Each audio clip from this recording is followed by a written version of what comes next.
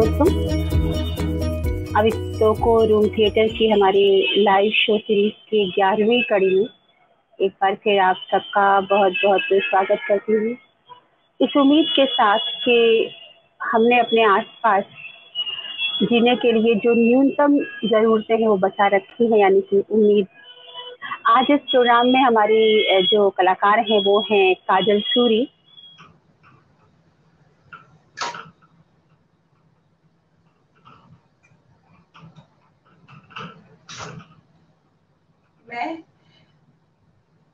मैं यहाँ रोज आती हूँ। यहाँ शाम को कोई नहीं आता। यहाँ से मैं सितारों को देखती हूँ। जानते हैं, मुझे सितारों को देखना बहुत अच्छा लगता है, लेकिन लेकिन मुझे लोगों से बहुत डर लगता है। मुझे बहुत डर लगता है लोगों से। भीड़ को देखती हूँ ना, तो लगता है कि जैसे मेरी सांसें रुक जाएंगी।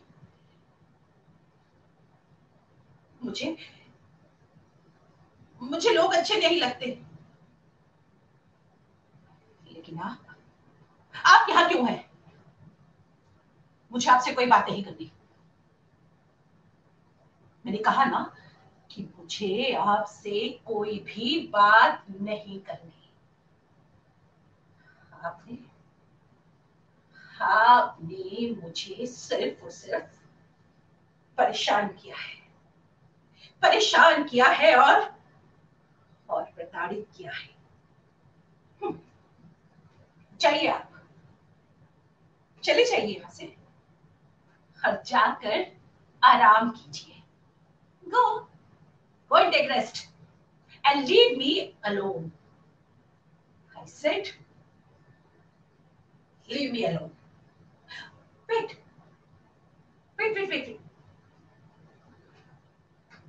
आप आराम कैसे कर सकते हैं? I was just wondering कि कोई अगर किसी को परेशान करता है तो वो आराम कैसे कर सकता है? आपने तो मुझे कदम कदम पर परेशान और प्रताड़ित किया है। जाइए यहाँ से। I said go.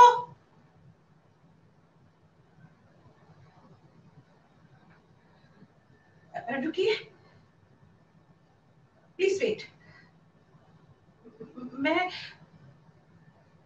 मैं आपसे माफी मांगना चाहती हूँ। मैं आपसे मिल नहीं पाई ना। Actually I was busy. क्या बिजी थी? मैं बदसूरती की फसल को उखाड़ कर खूबसूरती की फसल तैयार करने में बिजी थी। बहुत वियर्ड है ना ये? Yes, I know it's really weird. पर क्या आप नहीं मानते कि लोग दूसरे के मातम की खेती पर ही अपनी जमीन को उपजाऊ करते हैं? Don't you think so? और आप मेरा इलाज नहीं कर सकते। आप भगवान नहीं है। कितने सालों से मैं अपना इलाज करवा रही हूं आपके पास, लेकिन आप मेरा इलाज नहीं कर सकते। आप मुझे ठीक भी नहीं कर सकते। मैं सिर्फ और सिर्फ एक मरीज हूं आपके लिए, और कोई भी वो मरीज जो आपके लिए लाभहीन हो। लाभहीन, वो आपके लिए यूजलेस है। उसका आप इलाज नहीं कर सकते। सबको हम गए नहीं, ठीक है। मैं आपको एक ऐसे आदमी के बारे में बताती हूँ जिसके पास एक पौधा था। हाँ, पौधा था उसके पास, और उस पौधे में जंगली घास थी। वो जंगली घास जिससे कैंसर का इलाज हो सकता था। यस, कैंसर का इलाज। लेकिन जैसे ही लोगों को उस जंगली घास के बारे में पता चला, वो विलुप्त हो गई। विलुप्त हो गई वो। तो फिर लोगों का इलाज कैसे हो सकता था? आई नो कि आप मेरी इस कहानी पर बिलीव नहीं करेंगे। आप लोग तो केवल दंत कथाओं में ही यकीन रखते हैं, तो रखिए। मैं आपसे बार बार कह रही हूं कि मुझे आपसे बात नहीं करनी। आपसे मिलने से पहले मैं बहुत खुश थी, अकेली थी। And I was so happy. जानते हैं कि मैं अकेली हूं, लेकिन अकेली नहीं। मेरे साथ मेरे साथ मेरे साथ इस घर में कोई रहता है। कोई कोई रहता है मेरे साथ। आत्माएं,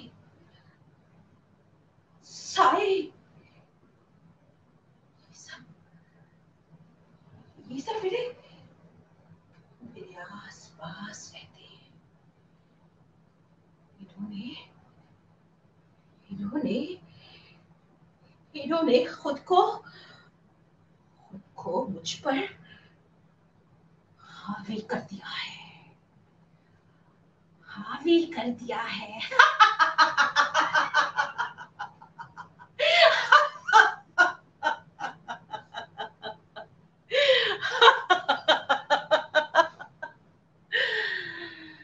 आत्माएं रहती है मेरे साथ।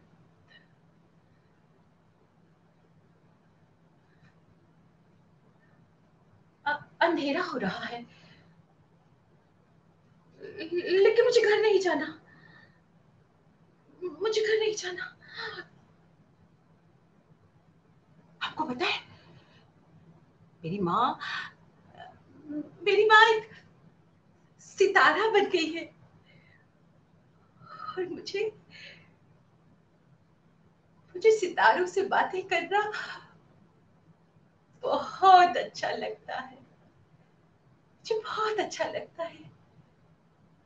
मैं इनसे अपने मन की हर बात करती हूँ। ये सितारे बस चमकते रहते हैं। किसी को कोई चोट नहीं पहुंचाते, किसी को परेशान नहीं करते।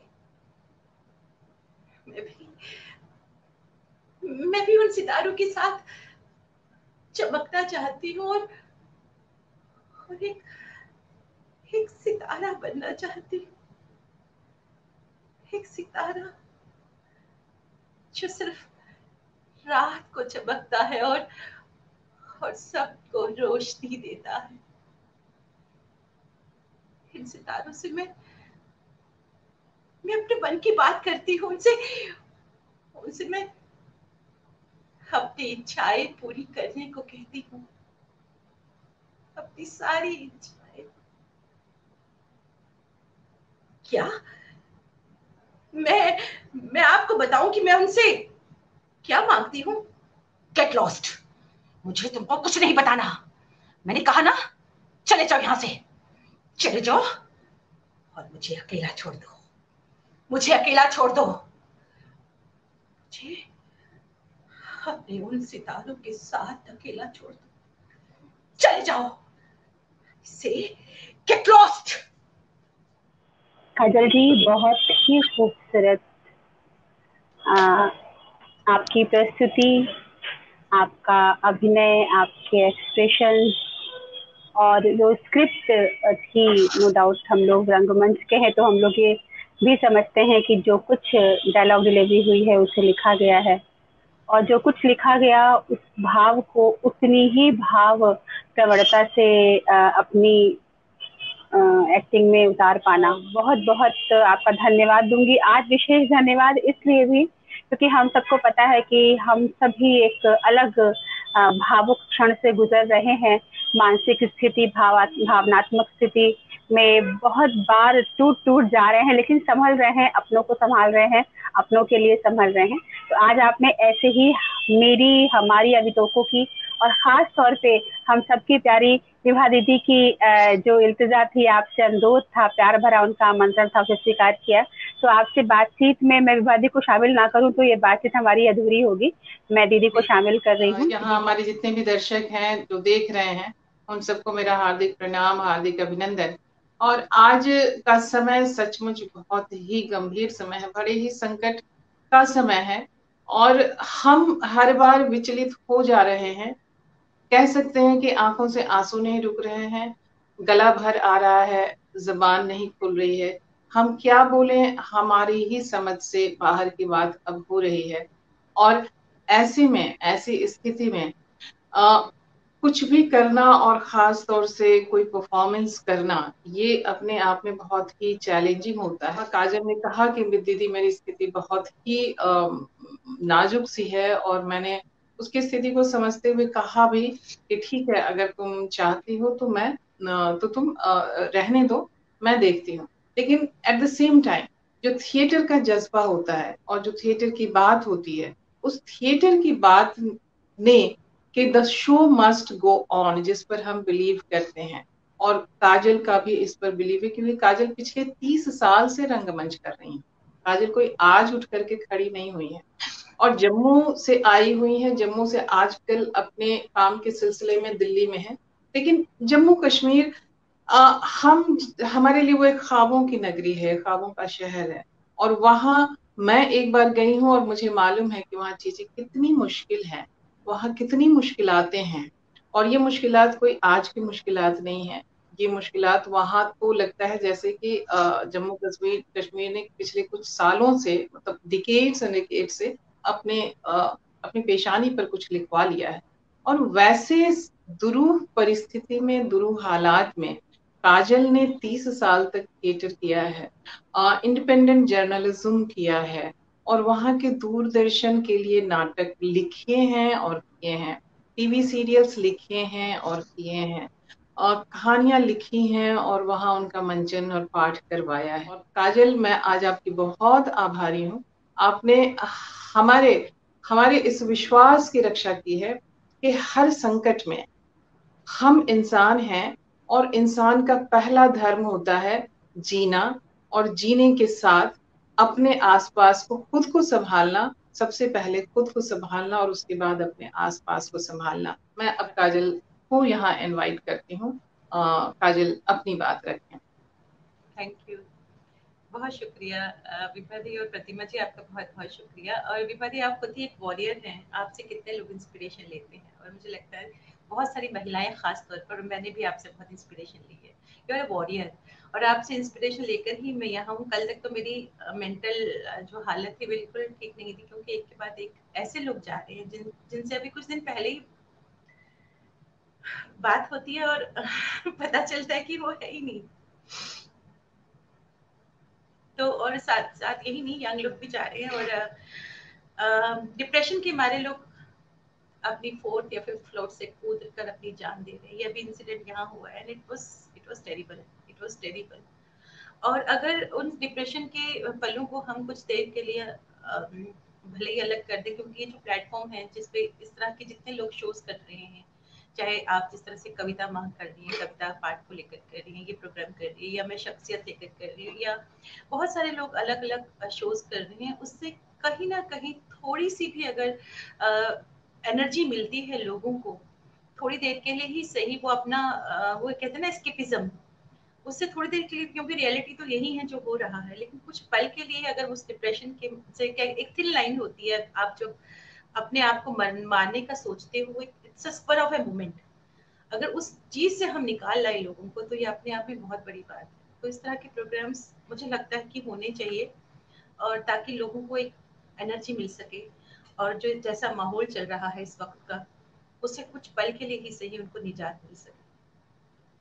और अभी जो मैंने ये प्ले किया, ये एक स्किज़ोफ्रेनिक लेडी की कहानी है जो अपना ट्रीटमेंट करवा रही है। ये बहुत बड़ा प्ले है, लेकिन उसको मैंने शॉर्ट किया क्योंकि मैं नहीं कर पा रही थी इससे ज्यादा, क्योंकि मैं सच में कहूँ मेरा बिल्कुल ठीक नहीं है माइंड इस वक्त, लेकिन मुझे लगा कि करना ही चाहिए। लेकिन एक कोशिश की मैंने, और इसको जो लिखा है वो JNK के एक बहुत बड़े राइटर हैं, जम्मू कश्मीर में उनका बहुत बड़ा नाम है, बहुत बड़ा नाम है उनका, बहुत as a director, as a writer, Vikram Sharma की लिखी हुई ये स्टोरी। लेकिन आपको एक्ट करते हुए मैं पहली बार देख रही थी। मैं बड़ी बारीकी से इस बात को ऑब्जर्व कर रही थी कि आपकी आवाज, आपकी संवाद अदायगी, आपका वॉइस, आपके डिक्शन और उस इमोशन को कैरी करते हुए आवाज और चेहरे का एक्सप्रेशन जिस तरीके से आप कर रही थी, वो एक बहुत ही सधे हुए अभिनय की मांग करता है। और लगातार थिएटर पैशनेट जो लोग होते हैं, जो जिसको हम लोग कहते हैं ना कि थिएटर के लिए पागल, तो वो वैसे पागल लोगों के भीतर वो चीज दिखती है। तो मैं आपको भी अगर थिएटर पगलेट कहूँ तो कोई अतिशयोक्ति नहीं करूंगी। और मुझे अच्छा लगेगा कि मैं आपको थिएटर पगलेट कहूँ। तो ये प्रतिमा पगलेट है, हम पगलेट हैं, काजल पगलेट है, हमारे जैसे जितने भी लोग हैं जो जुनूनी हैं, जो हर समय कुछ न कुछ करते रहने के लिए बेचैन रहते हैं, वे सब के सब पगलेट हैं। आपने बहुत सारे स्क्रिप्ट्स लिखी हैं। आप दूरदर्शन के इसके टीवी सीरियल्स आपने बहुत सारे लिखे हैं, और आपने बहुत सारे नाटक लिखे हैं। आप इन्हें कब प्रकाशित कर रही हैं? क्योंकि हम थिएटर वालों को आमतौर पर ये कहा जाता है, मैं आपको इसलिए कह रही हूँ कि आमतौर पर कहा जाता है कि हिंदी में नए नाटक मिलते नहीं है। जम्मू कश्मीर की माटी से हम बहुत ज्यादा हम परिचित नहीं है। मैं तो परिचित नहीं हूँ, मैं अपनी पूरी ईमानदारी से कहूँ, एक बार बस गई हूँ, जो थोड़ा बहुत देखा है। तो मैं चाहूंगी कि वहां की माटी की चीजें, आप नाटक आप लेकर के आए। क्या आपकी योजना है इसके बारे में? मैंने अभी तक 15 नाटक लिखे हैं, जिसमें सीरियल्स भी हैं, टेली सीरियल्स भी हैं। टेली सीरियल्स तो खैर अलग ही हैं, लेकिन नाटक जो मैंने लिखे हैं वो 15 लिखे हैं। और मैंने कभी सोचा नहीं कि मैं उनको कभी पब्लिश कर रहा हूँ। कविताएं मैंने बहुत लिखी, बचपन से ही लिखी रही हूँ, कॉलेज टाइम पे, क्योंकि पापा मेरे राइटर रहे हैं और उनका बहुत बड़ा नाम है जम्मू कश्मीर में एज अ राइटर। तो उनकी राइटिंग पे जम्मू कश्मीर के स्टूडेंट्स उर्दू डिपार्टमेंट के रिसर्च कर रहे हैं उनकी राइटिंग पे। तो राइटिंग का मैंने उन्हीं से सीखा, और उन्होंने लिटरली मैं लिखती थी और मुझे बताते थे इसमें क्या कमी है। 8 साल की उम्र में मैंने पहला रेडियो के लिए पहला लिखा जो वार्ता होती है। कभी 8 सोचा ही साल की नहीं कि उम्र मैं में आपने लिखा? लिखा, हाँ, क्या 8 बात, साल की उम्र में क्या मैंने पहला बात, रेडियो बहुत बहुत वार्ता खूब, थी वो लिखी। क्या बात तो है। Thank you, thank you. मैंने कभी सोचा नहीं कि मैं उनको पब्लिश कराऊंगी। कोरोना के टाइम मुझे लगा कि शायद मैं अपनी कविताएं, क्योंकि एहसास है कविताएं, तो मैं इनको नहीं कहूंगी, अपने एहसास हो। कुछ लोगों ने मुझे कहा कि कविताएं तो आप दे दो अपनी पब्लिश करने के लिए, तो मैंने कोरोना टाइम में अपनी कविताएं जो मैं इतने जी, सालों से आपका एक कविता संग्रह आया है, ख्वाबों की चांदनी, तो मैंने जी। मैंने फिर कभी सोचा नहीं। तो ऐसे ही मुझसे डॉक्टर प्रताप सहगल का, मैं ऐसे शख्सियत में एक बार इंटरव्यू करी थी, उनको मैंने बोला कि मैंने इतने लिखे हैं। तो उन्होंने मुझे ऑन शो में उन्होंने मुझे कहा कि जिस तरह से आपने कहा कि नाटक नहीं है हिंदी के और आप छुपा के बैठे हो, उन्होंने मुझे कहा कि तुम छुपा के बैठे हो अपने नाटक, तो तुम्हें ये देना चाहिए और तुम दो। फिर उन्होंने मुझे 2-3 बार फोन करके कहा कि तुम मुझे अपना नाटक भेजो। तो मैंने उनको अपना पहला नाटक, जो बहुत सारे नाटक है उनमें हब्बा खातून, जो मैंने अभी लेटेस्ट किया है, उसके 6-7 शोज किए मैंने दिल्ली में, तो मैंने उनको हब्बा खातून भेजा। तो हवा हब्बा खातून, खातून। जी। तो अब तो मैं आपसे अनुरोध करूंगी काजल कि अब आप जल्द से जल्द हब्बा खातून के स्क्रिप्ट पर रिवर्क करें और जल्द से जल्द उसे लेकर आए। ये बहुत ही तो इंटरेस्टिंग प्ले रहेगा। मैं इस बारे में पूरी तरह से मुतमईन हूँ। आप बताइए कि आप कब लेकर के आ रही हैं? वो पब्लिशिंग के लिए गया हुआ है, प्रताप ओ, सर ने इसका भूमिका भी लिखी है। लेकिन क्या अभी बहुत खूब। वो है दो नाटक और हैं। एक तो लल्लेश्वरी पर है, कश्मीर की जो फर्स्ट सूफी पोइटस थी हाँ, लल्ले, लल्लेश्वरी, जिन्हें हम ललदेव के नाम से नल जानते दत्त हैं, ये कहते वो। हैं, हाँ जी। वो नाटक गया हुआ है पब्लिशिंग के लिए। और एक मेरा एक युद्ध और करके नाटक गया हुआ है, वो एक विमेन इमेंसिपेशन पे है कि एक लड़की किस तरह से ड्रग्स के खिलाफ अकेली खड़ी होती है। तो ये 3 नाटक मेरे पब्लिकेशंस के लिए गए हुए हैं। बहुत बहुत पब्लिकेशन के लिए गए हुए हैं। जी जी। क्या बात। और हाँ, आप एक और मैं नाम जिक्र लेना भूल गई, हीर रांझा कि मैंने 20 शोज किए हैं और यहाँ पे ऑल ओवर इंडिया में। तो वो नाटक भी मेरे पापा ने वारिस शाह पे बहुत काम किया था, तो लेकिन वो कंप्लीट नहीं कर पाए। तो फिर मैंने इसको पूरा पापा की पोइट जो पापा ने लिखा था पोइट्री वगैरह करके उसको मैंने कंप्लीट किया। नाटक मैंने वो लिखा, हीर रांझा को दोबारा से रीराइट किया, उसके मैंने 20 शोज किए हैं। वो नाटक भी मेरा गया है पब्लिकेशंस के लिए, एक ही जगह दिया। इस साल आपकी कविता की किताब आई है, और इस कविता की किताब से आपने एक बहुत खुशगवार आमद की है, और वह खुशगवारी बनी रहे। और अभी तो सही है, अभी तो चारों तरफ जिस तरीके की स्थितियां हैं, वैसे में अंधेरा है। किताबों की पब्लिकेशन और इन सब पर तो अभी किसी का ध्यान भी नहीं है। हमारा भी ध्यान नहीं है, आपका भी ध्यान नहीं है, किसी का भी ध्यान नहीं है। लेकिन वो गया हुआ है, ये आपके यहाँ से निकल गया है, ये बहुत अच्छी खबर है। काजल के नाटकों का तो हमें इंतजार रहेगा, क्योंकि हवा खातून और लल्लेश्वरी, ललदेव को मैंने वेद राही जी के मार्फत अच्छे से जाना। मीराबाई को जिस तरीके से हम लोगों ने जाना है, जितना उनको पढ़ा है, उस तरीके से हम लल्लेश्वरी को या ललदेव जिन्हें हम कहते हैं, उन्हें हमने नहीं पढ़ा है। तो अब उनको लाने का काम आप जैसे लोग ही कर सकते हैं, क्योंकि वो लल्लेश्वरी आपके रग रग में बसी हुई है। मैं यहाँ ये कहना चाहूंगी कि लल्लेश्वरी जो मैंने लिखा, मेरी मम्मी संस्कृत नाटकों से जुड़ी रही है। उन्होंने बहुत सारे संस्कृत नाटक किए, पापा मम्मी दोनों थिएटर से जुड़े रहे हैं। तो मम्मी सिंगर भी रही है क्लासिकल, और कॉलेज में वो प्रोफेसर रही है संगीत की। वो बचपन से एक मम्मी कश्मीरी है, पापा जम्मू के हैं, डोगरे। तो दोनों कल्चर का अच्छा। समावेश एक तो रहा, और दूसरा मम्मी ललवाक बहुत गाती रही है। तो बचपन हम्म से वो जो ललवाक कश्मीरी में वो हमने बहुत सुने हैं। तो कहीं ना कहीं हम्म। जो प्रेरणा होती है वो वहीं से मिली है ललेश्वरी। से मेरा आपसे अनुरोध रहेगा कि आप जल्द से जल्द ललेश्वरी को भी आप लेकर के आए। और मैं पढ़ने को उत्सुक हूँ, मैं हवा खातून पढ़ने को उत्सुक हूँ, मैं ललेश्वरी पढ़ने को उत्सुक हूँ। और साथ साथ मैं ये चाहूंगी कि आपने बहुत से सीरियल्स की स्क्रिप्ट लिखी है। देखिए, हिंदी में स्क्रिप्ट बहुत कम है, बहुत कम स्क्रिप्ट्स अवेलेबल है प्रिंटेबल फॉर्म में। तो आप जब प्रिंटेबल फॉर्म में अगर उसको लेकर के आती हैं, तो ये स्क्रिप्ट लिखने वालों के लिए भी एक बहुत बड़ा रेफरेंस मटेरियल का काम करेगा, क्योंकि स्क्रिप्ट है नहीं। हिंदी में आप देखेंगे स्क्रिप्ट है नहीं, और बहुत फिल्मों के स्क्रिप्ट नहीं है, सीरियल के स्क्रिप्ट नहीं है, स्क्रिप्ट राइटिंग पर किताबें नहीं है। मनोहर श्याम जोशी जी की किताब है और कुछ और लोगों की किताबें हैं, लेकिन किताबें नहीं है। तो वैसे में आपका उन स्क्रिप्ट्स को भी लेकर के आना, बल्कि हम तो ये कहेंगे कि ये हिंदी के ऊपर और हम सब के ऊपर एक बहुत बड़ा उपकार होगा। बहुत से लोग जो स्क्रिप्ट कैसे लिखते हैं, आपके स्क्रिप्ट को पढ़ करके समझ पाएंगे। और ये मुझे जहां तक लग रहा है कि ये उस समय की स्क्रिप्ट होगी जब केवल और केवल दूरदर्शन का काल था। तो बिल्कुल बिल्कुल। दूरदर्शन के समय में जो स्क्रिप्ट और जो जो आप और हम आप सब ने जो सीरियल देखे होंगे, और याद करें उस समय के, जब हमारे पास प्राइवेट चैनल्स नहीं थे और केवल दूरदर्शन थे, तो क्या एक कोहेसिव एटमॉस्फेयर होता था, एक पूरी की पूरी कहानी होती थी, और उसमें छा छा छा वाली चीजें जो है वो नहीं होती थी। और बार बार एक ही इमोशन पे जो है, घर में अगर 25 लोग हैं तो 25 लोगों के इमोशन नहीं दिखाए जाते थे। बाकायदा एक कहानी बुनी होती थी, और वो बाकायदा वो कहानी वो इतनी रियलिस्टिक लगती थी कि हमें लगता ही नहीं था कि हम सीरियल देख रहे हैं। हमें लगता था कि हम घर परिवार को ही हम जी रहे हैं, अपने आसपास को ही जी रहे हैं। तो मुझे लगता है कि आपने उस समय का वो लिखा होगा, तो ये तो और भी एक अपने आप में कहेंगे कि एक बहुत ही दुर्लभ चीज आप लेकर के आए। डोगरी आप जानती हैं, और डोगरी का फोक भी आप जानती हैं, क्योंकि थिएटर वाला सब कुछ जानता है, वो नहीं जानेगा तो अच्छा थिएटर नहीं कर सकता है, ये मैं जानती हूँ। तो मैं आपसे चाहूंगी कि चलते चलते आप हमें एक हिंदी की कविता और एक डोगरी की कविता अगर आप सुना सकें। मैं आपको एक तो डोगरी का फोक सुनाऊंगी जो टिपिकल हाँ फोक है, बिल्कुल उसकी बिल्कुल दो बिल्कुल लाइन सुनाती हूँ, 2 लाइनें सुनाती हूँ उसकी। जी।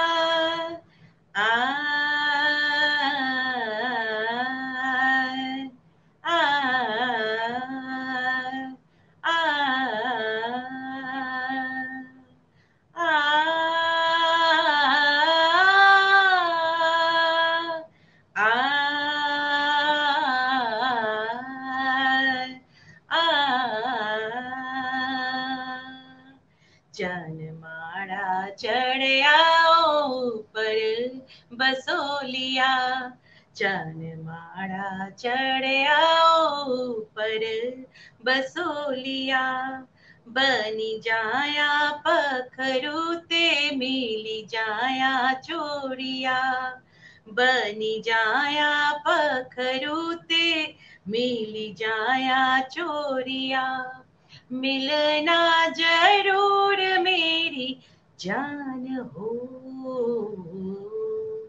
बड़ागी बसोस मेरी जान हो, आ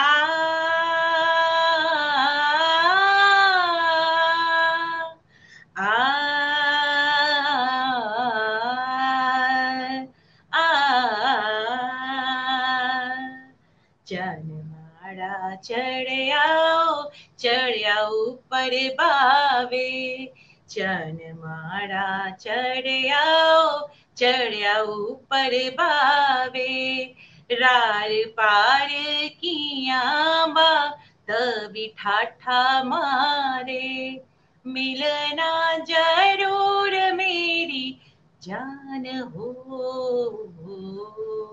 बड़ागे बसोस मेरी जान हो, आ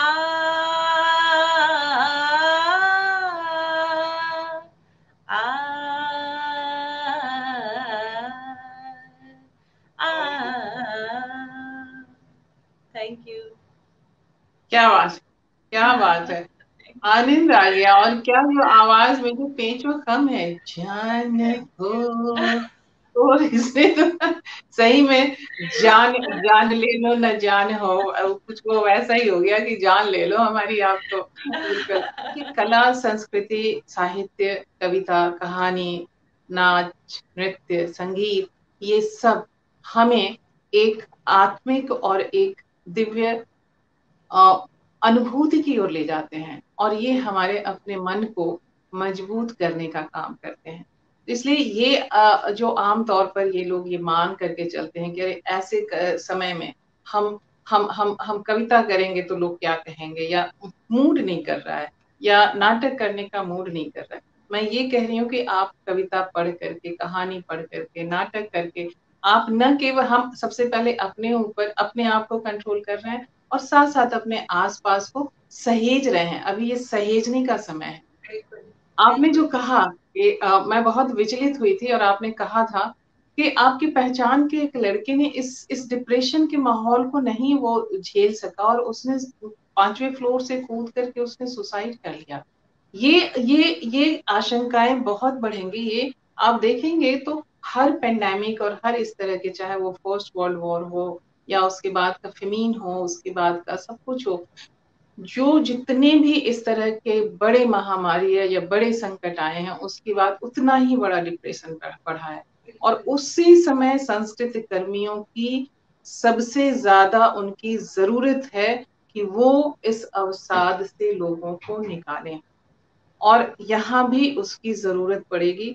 तो हमें अपने आप को तैयार करना है, प्रतिमा को अपने आप को तैयार करना है, काजल को अपने आप को तैयार करना है, और हमारे जितने लोग हैं उन सबको। मैंने इस बात को लिखा था तो लोगों ने बहुत जी किया, और अब ये अच्छा लग रहा है कि अब लोग उसी पॉजिटिविटी, उसी सकारात्मकता, उसी ताकत, उसी शक्ति की बात कहने लगे हैं, जो बहुत जरूरी है। बहुत बहुत धन्यवाद दीदी, आप प्रोग्राम में उपस्थित हुई, और काजल जी के वो सारे पहलू जिनको जानना ज़रूरी है। और मुझे तो हैरानी हो रही है कि हम लोग इससे पहले काजल जी को यहाँ लेके क्यों नहीं आए। आज वो आई हैं और किन्हीं वजहों से एक अलग ही मनस्थिति में वो है, लेकिन उसके बावजूद इतनी सुंदर प्रस्तुति आपने दी। और जो आपने बताया कि सिजोफ्रेनिक स्त्री की कहानी थी वो, और पता नहीं क्यों मुझे लगा उस वक्त, ये लगा सुनकर कि आज हम जिस दौर से गुजर रहे हैं, हम कहीं ना कहीं, ये मेरा कहना शायद कुछ लोगों को अजीब लगेगा, लेकिन हम सब कहीं ना कहीं उसी सिजोफ्रेनिक फेज में पहुंच गए हैं। हर कोई डरा हुआ है, लग रहा कोई कोई कुछ हो जाएगा हमारे साथ। हर किसी को लग रहा है कि कुछ कहीं हमारे अपनों के साथ ना हो जाए। पता नहीं कौन हमारे लिए खतरा है, जिससे हम हाथ मिलाने की कोशिश करते हैं, जिसके गले लगना चाहते हैं, लगता है कहीं यही खतरा न बन जाए हमारे लिए। दूरी रखो, डिस्टेंस करो, मिलो मत, ये जो रोक टोक लग गई है बीमारी के चलते, जो कि जरूरी भी है फॉलो करना, इन सब ने हमें मानसिक रूप से थका दिया है। क्योंकि हम लोग जिस सोसाइटी से आते हैं, वहाँ लोग दौड़ के गले लगा करते थे, दौड़ के हक करते थे, दुख सुख पूछते थे, और हाथों से खाना खिलाना और प्यार, छू के प्यार करना, ये हमारी टेंडेंसी रही है।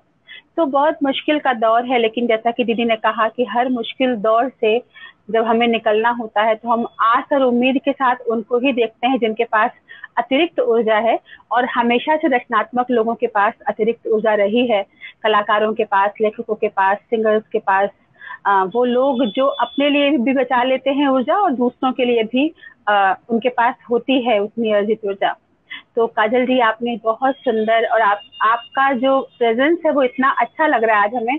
और हम जरूर चाहेंगे कभी जब सब कुछ अच्छा हो जाए, सब कुछ नॉर्मल हो जाए, हम वापस अपनी वही सुंदर जिंदगी जीना शुरू कर दें, तो एक बार बैठ के आपके पूरे कृतित्व पर हम बात करें लंबी चौड़ी, और आप ढेर सारी खुशियों के साथ मुस्कुराती हंसती हुई, और जो आज आपके चेहरे पे हल्की सी उदासी की परत आज दिख रही है, वो भी धुल के साफ हो जाए, और सब कुछ अच्छा हो।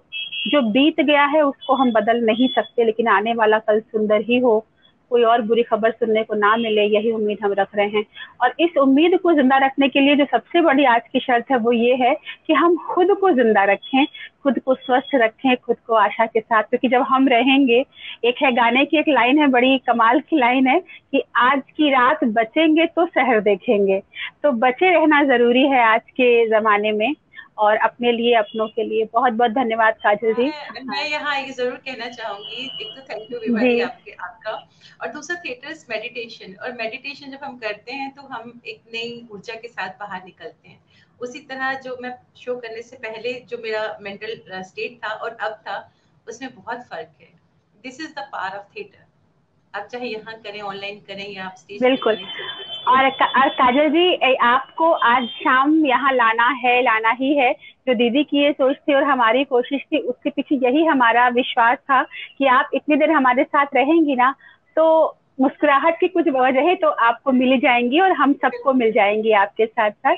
तो ये स्टेट ऑफ माइंड बना रहे, हमारी बस यही प्रार्थना है आज अपने लिए, सबके लिए, पूरी दुनिया के लिए, कि सबका ये स्टेट ऑफ माइंड बना रहे कि सब अच्छा होगा, जरूर अच्छा होगा। आशा बनाए रखिए। जिंदगी इम्तिहान जरूर ले रही है, लेकिन बहुत जल्दी हम इस इम्तिहान में अच्छे अंकों के साथ पास हो जाएंगे, और हम फिर मिलेंगे। दीदी धन्यवाद, काजल जी धन्यवाद, आप दर्शकों का धन्यवाद। अगले मंगलवार रात 8 बजे आपसे पुनः मुलाकात होगी। शुभ रात्रि, अपना ध्यान रखें, आप सब हमारे लिए बहुत जरूरी है। बहुत बहुत धन्यवाद आप सबका, और काजल तुम्हारा बहुत बहुत बहुत हृदय से आभार।